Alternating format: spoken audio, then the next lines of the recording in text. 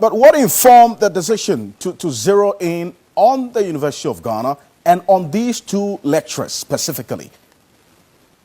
So Africa Eye's investigation took over a year to complete, and they spent 9 months of that year interviewing current and former students of the University of Lagos and the University of Ghana.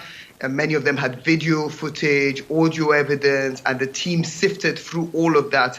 And they decided to focus on those two universities, particularly because they had the strongest evidence that there was a problem of sexual harassment there. But then secondly, they chose the professors that they chose to focus on the documentary because those were the professors where they had evidence that they could corroborate and get some background on that this had definitely happened.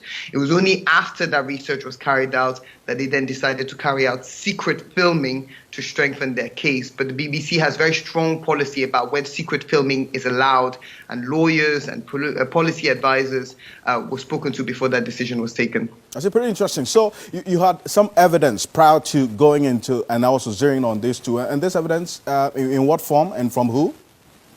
We interviewed over 60 current and former students. We don't reveal our sources, so we can't give names. But amongst those 60 current and former students that we spoke to, there were many people that had evidence about the professors we featured from the University of Lagos and the University of Ghana.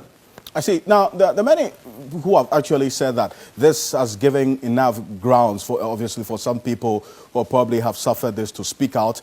And then also those who are critiquing it also say that, I mean, in an investigation like this, it's either you're going in and getting the person in the act to actually, prove that, you can get bad grades and go in and then have, sex with a lecturer and then the grades will be changed. What was the intent of this particular documentary? Was it to actually establish the intention or the real act itself?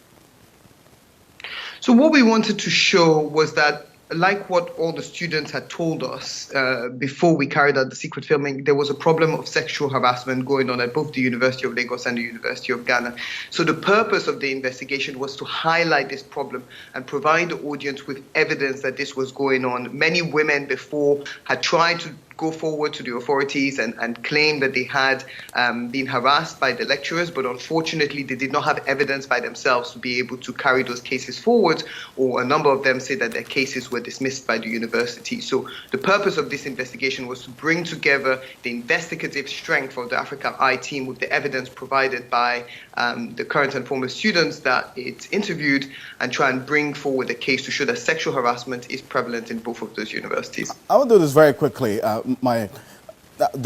minister of state in charge of tertiary education here in Ghana is saying that there appears to be some stereotyping in this whole report and focusing on universities or university in Ghana and putting it out in that particular light. So what's your reaction to this?